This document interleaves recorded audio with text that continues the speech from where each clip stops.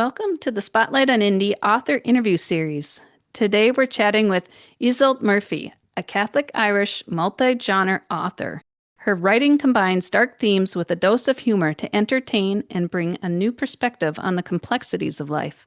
She loves to explore how the most dangerous monsters wear the most pleasing masks. She is the author of 7 Days in Hell, which was a finalist in the Ian Book of the Year Awards. She has published 11 books, and her short fiction has appeared in over 40 publications, including Your Flight Has Been Cancelled from Little Ghost Press and Aurealis. Links to her profile on Spotlight on Indie and where you can find her online will be included in the description of this video. Welcome, Iseult. So good to Thank talk to you. you. Oh, it's lovely to talk to you as well. Thank you so much first of all, for the website. It's such a wonderful resource. And thank you for the interview as well. So, is there anything you'd like to add to that introduction? Tell us a little bit more about yourself.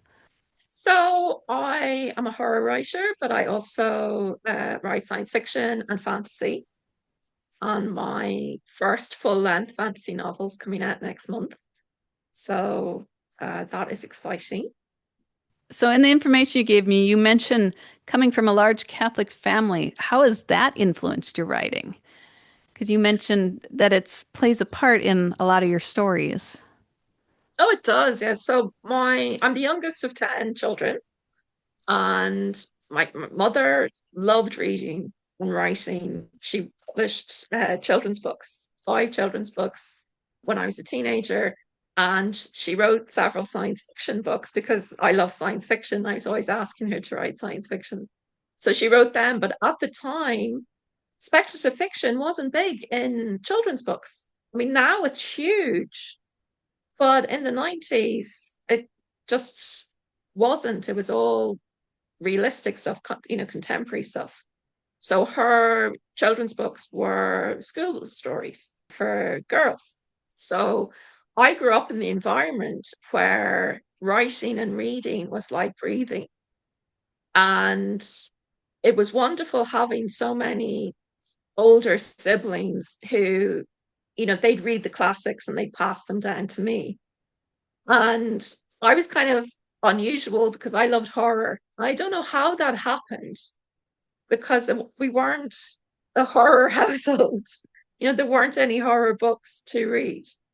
I remember getting Dracula when I was about 12, and like that was almost, shocking that I was reading Dracula.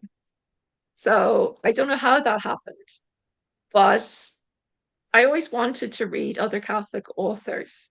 So it was wonderful for me when I found Tolkien, because not only do I love his work, but he was such a good Catholic. And I don't know if you've read any of his letters, like on the Blessed Sacrament and things like that. Like beautiful, beautiful stuff. And that was very inspiring to me because a lot of the time when I was growing up, I didn't think there were any Catholic authors, you know? And to see Tolkien, okay, I know he's massive in the field, but that was a great influence to me. And then when I was in my teens, I found out about Dean Koontz, the horror writer, and I discovered that he was Catholic. So that was also a great inspiration to me because when I started reading more modern books in my teens, like there was a lot of sex scenes and swearing and things like that. And I skipped over them, but it felt like that was something that had to be in a book. And I didn't like that because I loved thrillers like Michael Crichton and things like that, but they always had scenes that I didn't like. So when it came to writing my own books, I wanted to have as strong stories and as exciting stories, but also have them, suitable for a Catholic to read. Or what I felt was more suitable. So no swearing, no sex, but still like adult stories, important, deep stories. Or I hope they were anyway. I do want them to be entertaining, but I want them to be about something as well. So I started off with zombies because I love zombies, but to me, I always think of them like being in mortal sin. And the idea of, being the walking dead when you are separated from God's grace through mortal sin. So my series, the Seventh Hell series, is kind of exploring that idea of the zombies are people who have become zombies spiritually and are being controlled by, these people who have given themselves over to evil. And because of that, obviously, the best way to combat the zombies is through God. So in the first book, there's a priest, the local parish priest, who is a very important figure and, manages to help people. And in the second book, again, religion is very important, but it looks at more how vulnerable the people are who have turned away from God and how they're more vulnerable to be preyed upon by the zombies.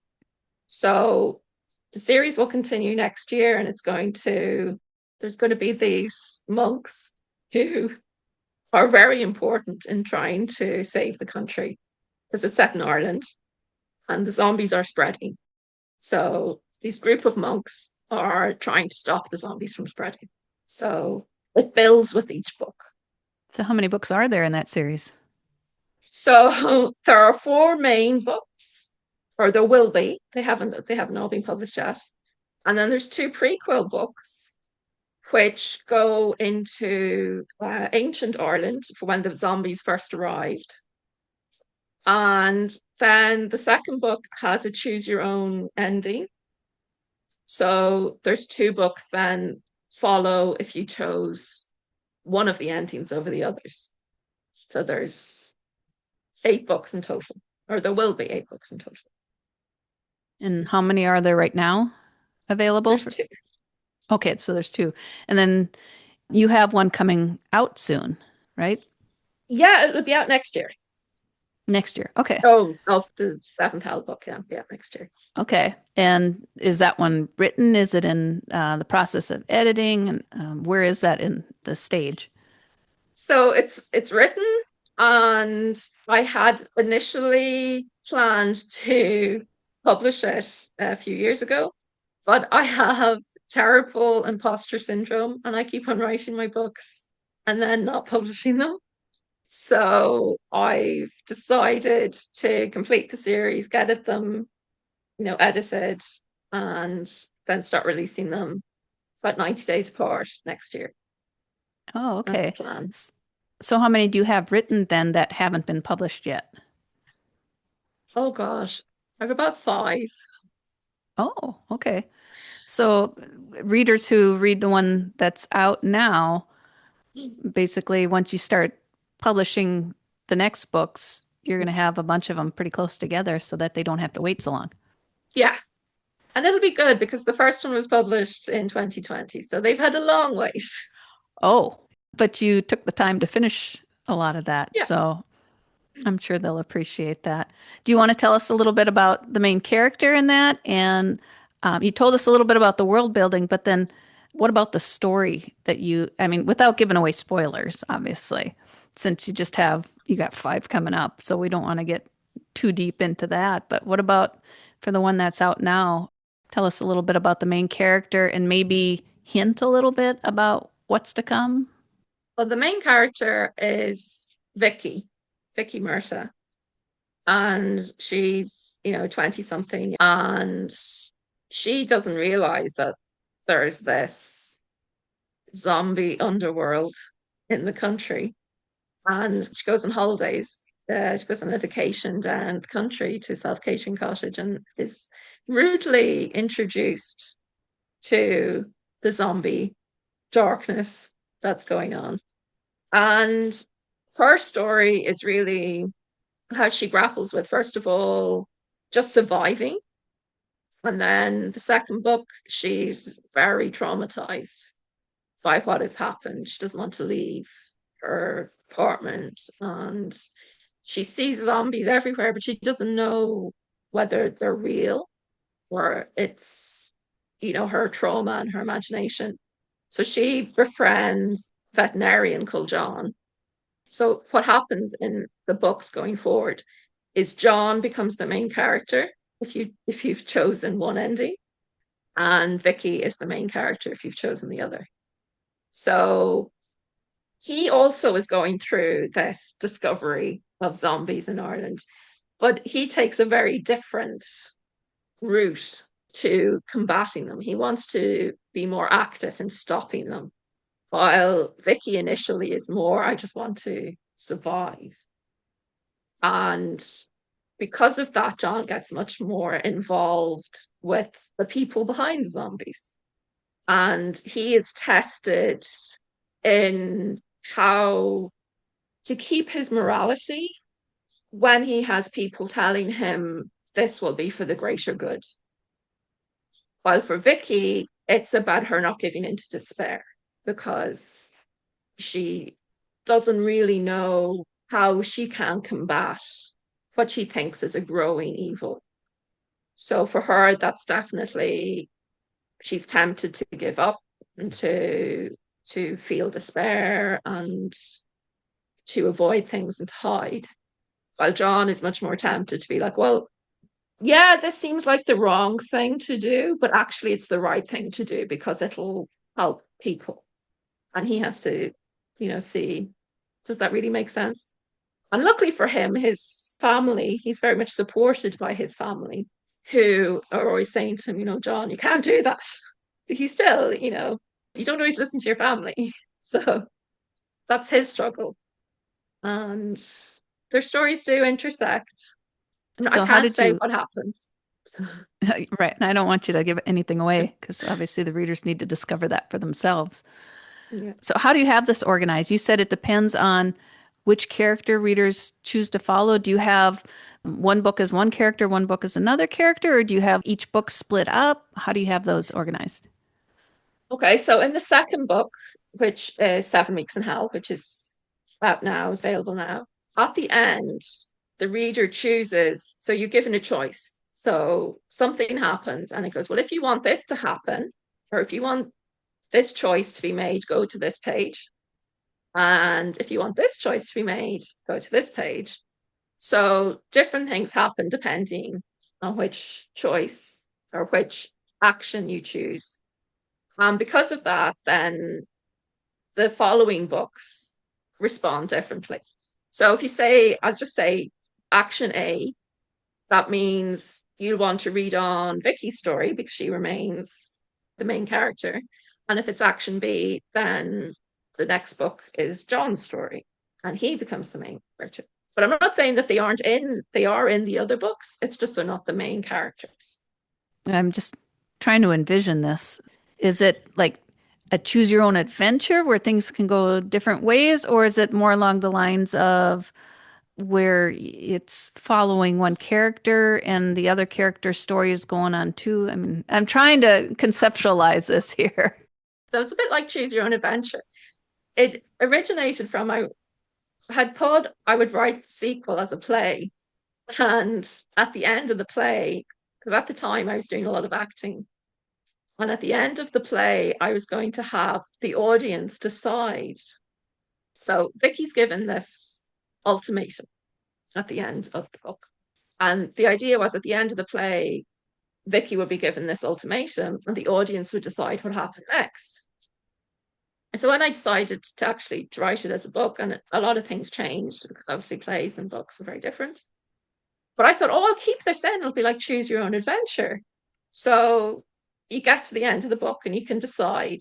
Like obviously, if it was in a play, the audience could say, shout out, this happens. But in a book, you have to give the choices. So I hadn't seen that, before in a book. So I thought, why not try it? It's like having diverging stories. And this is what happens to the characters if they went down this path, and this is what happens to the characters if they went down another path. So there's like sequels for both of those choices. So are the sequels running in each subsequent book then? Do you have them split up so that they can follow one character's choices in one part of the book, the other choice in the other part of the book throughout the rest of the books, or is it different books for each choice? How does that work? Yeah, there's two different books. So Vicky does something, and then Vicky's story continues in 7 months in hell and 7 years in hell. And then John does something, and John's story continues in the way out of hell. Basically, John And has his John's own books and story, Vicky has his own book or her own they book. do, but Okay, it as the main character. So right. it's still the same world. It's just different because they've done something. Very different things happen, but it's like the same continuation. So for each of the two branches that readers can choose, how Mm. many books down each path are coming up? So each of them get two more books. Okay, so that's four more books, Yeah, right? Okay. yeah. And you said there were five coming? So there's also the prequel books and their novellas. So my release strategy will be when Vicky's book comes out, one of the prequels will come out at the same time, and you'll be able to get an ebook of that from my website if you buy the main book, Vicky's book. And then 3 months later, John's book will come out with the other prequel novella you'll be able to get from my website if you buy the book. Hopefully, That's people will be interested. Well, that's totally a unique way to do it. I mean, I grew up with the choose your own adventures too. I used to go down every branch I could just to read every possible ending, but Yeah. you don't see too much of that nowadays. So this is a very unique way of doing a series. Yeah, I love those books. And I've seen a few people doing it now, but 6 years ago, I didn't see anybody even talking about them. And I thought this would be really cool. So I hope people will enjoy it and hopefully want to see what would have happened if they had gone the other way, as well as reading about the choice that they wanted to happen. Now, who are some of the other characters that readers might encounter in the books? Obviously, you got the zombies, you got Vicky and John, but are there any other characters that they encounter that help them along the way or maybe hurt them along the way? Well, there's always a dog who's an important character in the books. Dogs are very good for identifying zombies. So that is an important element of the book.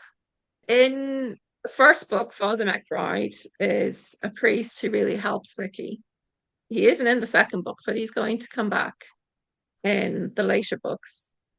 And John's family as well, they have a lot of suffering in 7 Weeks in Hell, but they play a very important part in the book as well.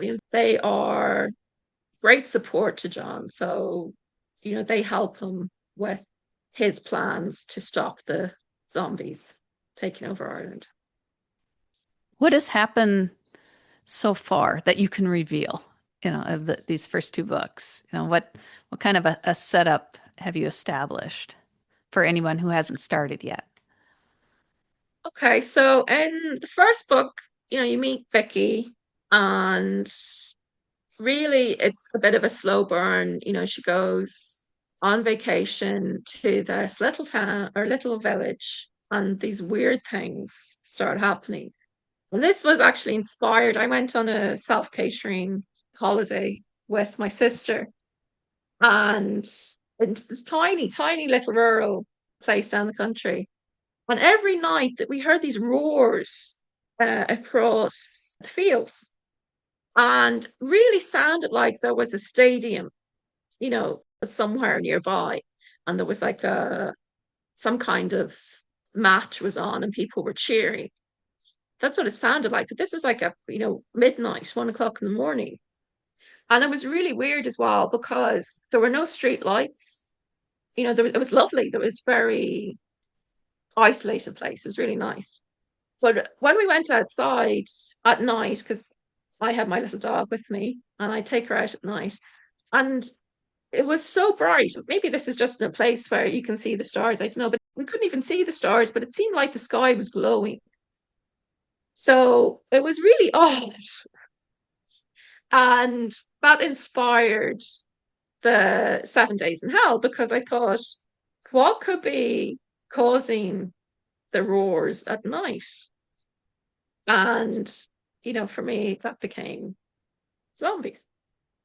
So Vicky goes on a self-catering vacation with her twin sister, and she thinks it's a bit boring, and they hear roars at night. And then they find out why, and it's the fight for survival. But it's introducing her to the fact that there is this whole other aspect to life and that there are zombies and they're hiding in plain sight. And then every so often they go a bit odd and start eating people. That's what happens in the first book. More happens, obviously, but that's the main How do story. zombies hide in plain sight with nobody realizing it? Because they are being controlled. That's the thing. They have been hollowed out and are being controlled. And sometimes so they're puppets. And sometimes the control weakens and their desire to eat people becomes too strong. And you get little, unfortunate incidences where people get eaten. Typical zombies, then. Yeah. And then in So, the second book, Vicky has gone to Galway to live in the city and thinking her parents kind of thought she was hallucinating when she said they're zombies. So she's gone through therapy and all that. Nothing's helping her because obviously she was correct, but she doubts herself. And unfortunately, she finds that there are zombies in Galway too. So that's her trying to figure out what's going on. And then she gets John pulled into that, and he pulls his family into it. And then there's also this other character who would like to become a zombie master. So it's her story as well as she's learning how to control zombies. So there's a lot going on. I take it readers won't know who's actually controlling the zombies till towards the end.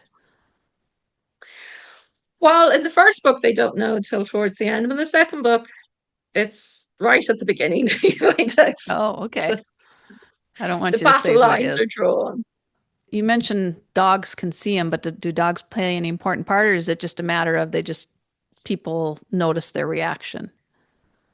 Oh, the dogs, they are very aggressive to the zombies. They fight the zombies. So that's actually in the second book. That's one of the things John notices. There's all these dog attacks, these lovely, really good pets suddenly turning on their owners.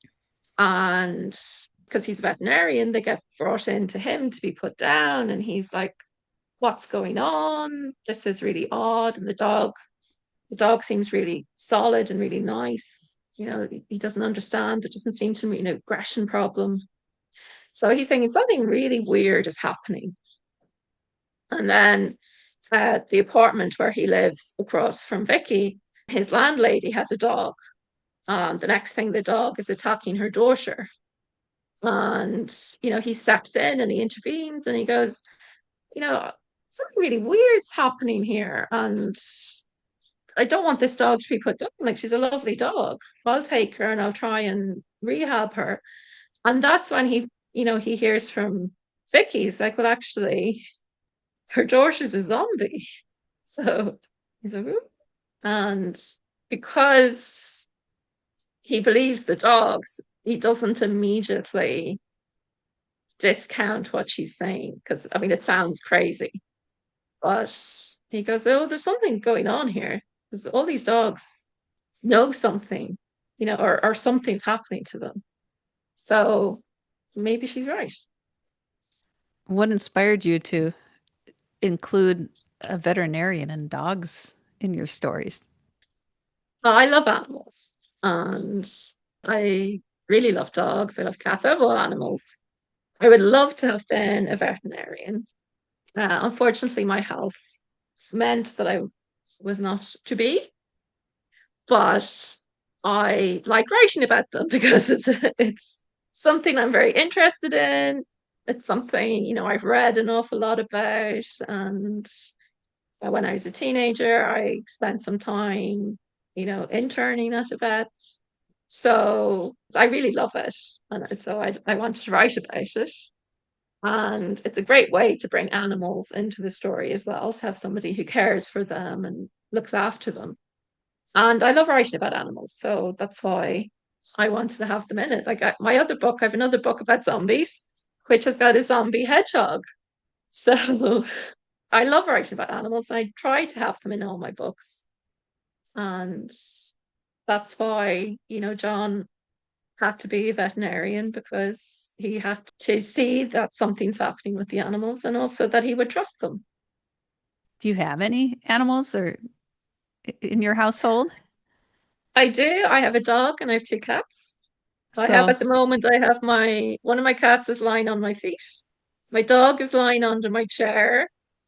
My other is sleeping beside me. So so you got them all there. I have them all here. Yeah.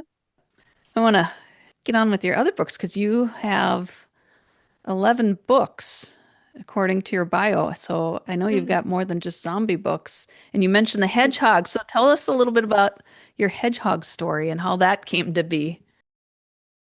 So I had just released, I can't remember if it was 7 Days in Hell or 7 Weeks in Hell, but I just released it and I was posting about it on Twitter. And one of my Twitter friends said, has it got any zombie hedgehogs in it? And I thought this was such a bizarre question. I was like, no, but I'll write you a story with zombie hedgehogs. So that's where this idea, came about. And I thought, well, if it's going to have zombie hedgehogs, then the threat has to be to a hedgehog. So it's a hedgehog and he's going out feeding at night and suddenly, all the other hedgehogs start wanting to eat hedgehog rather than slugs. So he has to fight for his life and he teams up with a fox and a cat and they hide out in a house with a dog and a mouse and they have to find ways to survive. So, I mean, it's a full-on zombie tale, but you can't really be mean to animals. So since it's an animal story, is this one more for Yeah. kids? Is it? Or is it more of an adult story just with animals? I think that older horror-loving children would enjoy it, but obviously the zombie hedgehogs eat animals, so some children would find that distressing. But there's nothing particularly gory or horrible in it. I actually think it's very funny, but a lot of people who've written reviews have really enjoyed it, but thought it was very tense. So I think my humor is a bit different.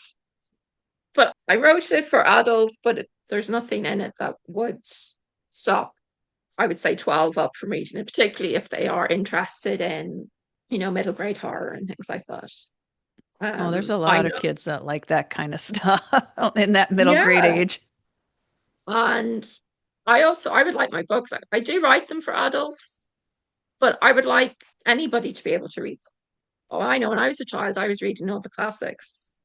And I think if you are at that reading level, it's good to read books of different genres. And I mean, I was reading John Wyndham and Heinlein and Asimov and The Phantom of the Opera and loads of books like that that aren't children's books. P.G. Woodhouse and Tolkien. I would hope that my books would be similar in that children could read them. They're not aimed at children, but if they were of a sufficient reading level that they would be suitable for them to read. And you said that you don't include any bad language or sex scenes or anything like that. Mm. Do you have a lot of typical like horror gore in them, or do you kind of just gloss that over a little bit so that it's a little easier maybe for a younger audience? I find it very difficult to judge.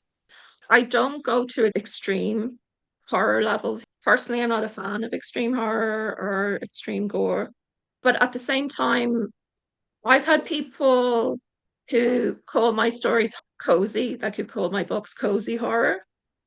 And then I've had people call the same book the most horrible thing they've ever read. Well, I really don't know what they've read because one of my books, a reviewer said this is the most disturbing. I can understand that you want to have horror, but this crosses the line. And I'm thinking, what book did you read? I mean, obviously that person for whatever it affected that person to that degree, and I appreciate that, and I'm very grateful that they wrote a review.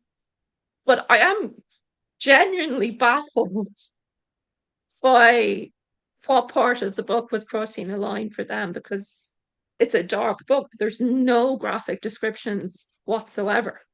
And I have another book where the main character is a child. So obviously, even though there's one scene which doesn't involve the child, but is a death scene, and it's dark, but there's nothing graphic in it. But obviously, because a child character is in danger, a lot of people find it upsetting.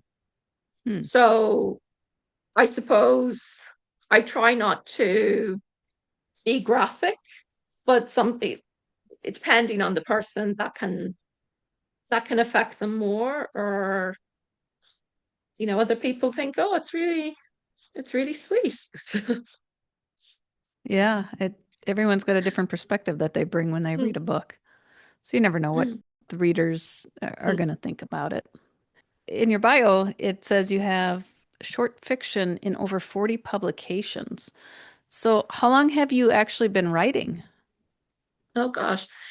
So I started writing before I could actually write.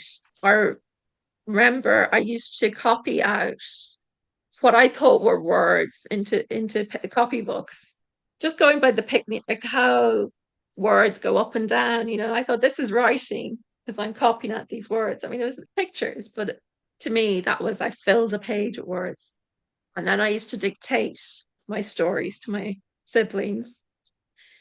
But I think I was 4. I wrote my first poem, and then I was very sick a lot as a child, and I found it very difficult not being able to do anything. So one of my sisters encouraged me to write. So I started writing my first book at 7 and completed my first book at 12. It was a different book, but I actually completed it. So I'd started a few and got a few 100 pages in and then stopped. And then I started entering competitions with short stories in my teens. And I won several national science fiction short stories competitions. And then I started sending out my short stories to publications in my 20s. So I've been quite consistently publishing short stories since then. My mother got sick 10 years ago now. She got very sick, and I helped nurse her through her last illness. So for about 5 years, I didn't do any writing, I didn't do any submitting. And then after her death, I thought I really wanted to get back into writing. And I did an online course. And that was when I learned about self publishing. And that's how I got into self publishing. But I still submit to lots of different publications, and I love writing short stories. But I hope as well it's a way to introduce people to my work and that they'll go looking for my books. I've grown my publications to I'm almost have 50. I must start sending out some more short stories. You ever thought about putting any anthologies together with those short Yeah, I have stories? two. I have two short story collections. They were my first self-published books. So I collected together at the time my horror short stories that had been published and I republished them as a collection. And then for my second book, I collected together like my fantasy and science fiction and horror short stories, some of them published, some of them unpublished or previously unpublished. And I put them together into my second collection. So I probably have enough now since then to do a third collection. And you self-publish those, you said too. So people can Yeah, find those presently. Are yeah, those ebook and print then, or what formats do you they have? are. The Zoo of the Dead and Other Horrific Tales is the horror collection, and Return to Heydays and Other Adventures is the kind of multi-genre collection. And they are both available in both ebook and in print. And I like to illustrate on my print books. I sometimes put the illustrations into the ebooks as well, but it makes the files very large. But all my print books are illustrated. So I think that makes them, look extra nice for Yeah, people who want to get a print book. you did mention in the information that you're an artist too. So what have you done Mm. on the art side? You do your own illustrations. What else have you done? Well, when I was in my teens, my mother was really active in the local parish council. And one of the things I think was really lovely, she managed to get a day of extraordinary exposition of the Blessed Sacrament brought into our local parish church every Friday. And that has actually continued since her death. And I think that's just such a wonderful legacy for her, to have in the parish. I think it's just such a wonderful thing to have brought about. But one of the things she was great at volunteering me for doing things in the parish. So they were looking for posters, for Lent, and people, think on different aspects of the Gospels through Lent. So I was commissioned to do these massive pictures, and I couldn't, like, they were about 5 foot long and 3 foot wide, like they're huge. I couldn't get paper big enough. So I had to paint them in panels. And then I was able to get them put together in the local shop. But that was really cool. So I don't know what's happened to them now, but they were, for a little while, that was my art was in the local church. And I used to do pet portraits as well. So at the time, I used to hang out at a horse riding stables. So I'd paint the horses when I was there, and sometimes people would buy the pictures. And then I put a poster in the local veterinarian office, and people would send, I did one woman, she had lovely pugs, and I did Christmas cards for her with her pugs.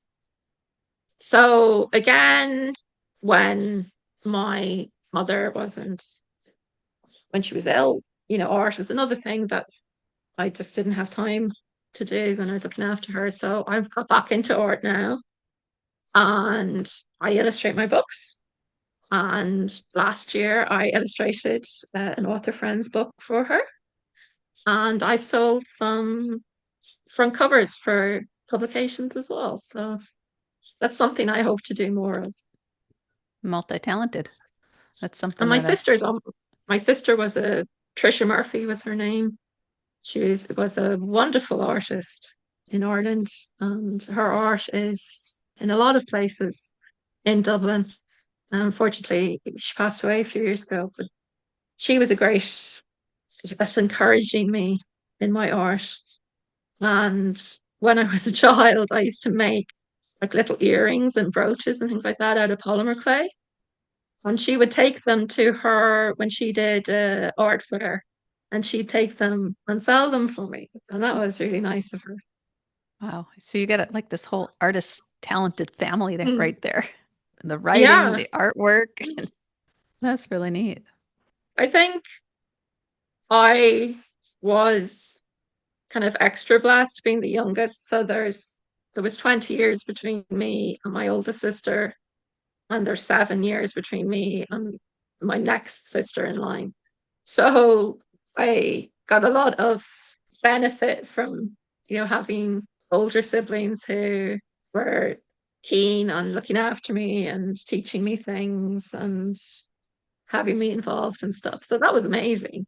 You mentioned another book, The Wolf in the Lantern. Did you want to talk a Yes. little bit about that too? Yeah, so this is my 12th book and it will be released next month on the 22nd. And it's my first full-length fantasy novel that I will publish. I've published two novellas, well, a novelette and a novella in fantasy. So it's really nice to go more in depth with the longer book. And this actually started out, there's a competition where you get given a book cover and you have to write the story about it. So this is where this book started out. And I wasn't very happy with the results, but I was really intrigued by the characters in the world. So after the competition, because you had to publish the book under a different name. So I took it, I unpublished it, but I developed it. And I developed the story and the characters in the world and made it longer. And this has become Wolf and the Lantern. So it's the first book in the Wolves of Bala series. And it's about Simone, who she is what's called the champion class in this town of Ember, which is totally enclosed by a flame wall.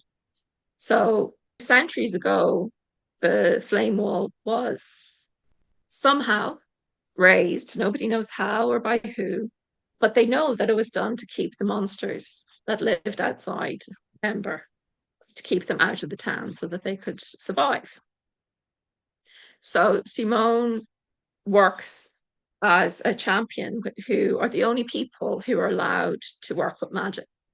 And they have these things called keys, which give them an opening into using different magic. So there's ways that they can make, their crops more productive, where they can heal people, where they can, increase their mental ability so they can be more intelligent.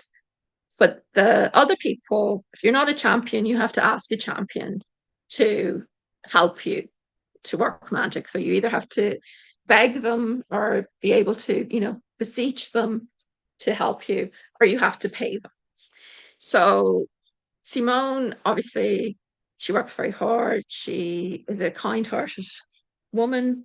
She thinks that it's important for champions to help other people, but she notices that the flame wall is dying, and this is very bad news.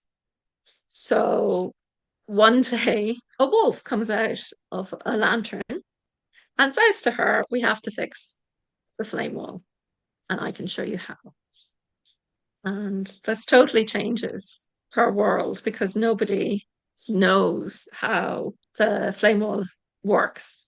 And also nobody's ever spoken to a wolf that's come out of a lantern. So that's a big deal. Yeah, I can't imagine a wolf coming out of a lantern. Yeah, that's something different. But it was all based on basically an image that you were given, a cover, you said. Yeah, the cover was a woman standing with a wolf that was on fire beside her. So that's where the idea of a flame wolf came from. But the original story was very different and had different characters. But it gave me the idea for this world and how it works. And I developed that then into Simone's story. And the wolf, who was in the first book, but in a different way, has turned up again. And there's also these other characters. So there's lots of people trying to figure out what's going on with the flame wall. Why is it failing? And is somebody responsible? So there's a man called Owen, and he has been given the task of finding who is responsible for breaking flame wall. So he's a very good person, but he's perhaps been manipulated a little bit. And then there is Simone's best friend, who is feeling very frustrated by how life is going in Ember, and she decides that she's going to take things into her own hands. And perhaps it's not a good idea to do that, but that's what she thinks is the best way of solving the problems that she sees. So is this going to be a quest story where they have to find something, or is this just kind of solving a puzzle right there in the local community? How is that? How is it set up? So there is a mystery.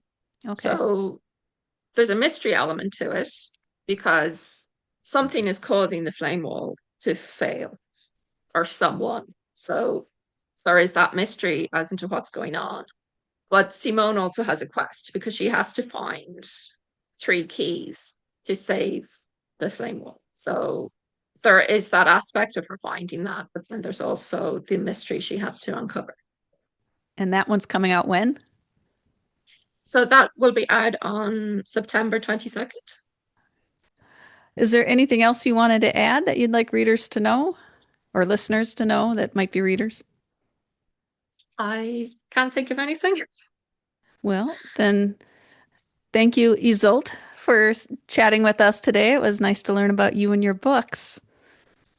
Thank you so much for having me. It was really lovely chatting to you. You have a good day. You too. Check the description below the video for links on where to find Iseult Murphy and her books, including the link to her profile on spotlightonindie.com.